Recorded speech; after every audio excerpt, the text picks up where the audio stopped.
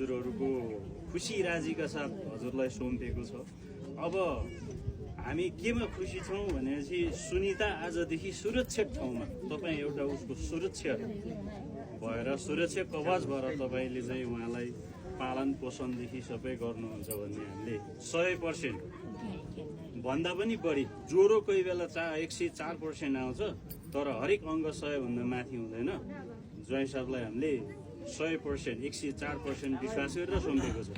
र एउटा कुरो म पनि अब खासै जान्ने बुझ्ने त्यति त होइन, सुख दुःख हुन्छ। जिन्दगीको यात्रा भनेको कहिले उकालो कहिले ओह्रालो, जस्तै पृथ्वीमा अब मौसमहरू परिवर्तन भएको जस्तै हामी खुसी हरेक हुन्छ हाम्रो जिन्दगीमा। हाम्रो यात्राको सिलसिलामा तपाईँले हाम्रो छोरी सुनिता र मेरै छोरी पनि कोर हो सुनिताकै दाइलाई दिएको छु। म के चाहन्छु भनेपछि झगडा हुन्छ है, नहुने होइन। र आउँदाखेरि झगडा भयो भनेर यस्तो उस्तो भनेर कोसेली झगडाको कोसेली लिएर पनि नआउनु।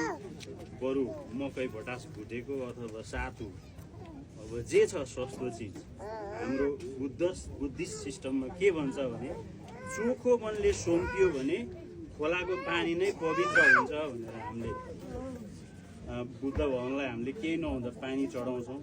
त्यस्तै तपाईँले पनि कुनै पनि दिनमा सुनितालाई कुटपिट भयो अरे अङ्कल मलाई त यसरी पिट्यो रे भन्ने चाहिँ जिन्दगीमा सास एकमुठी प्राण रहेसम्म सुन्न नपरोस्। हुनु त तपाईँहरू मभन्दा धेरै शिक्षित 10औँ गुणा शिक्षित हो, यो यस्तो कुराहरू सुन्दैन भन्ने विश्वास गरेका छौँ।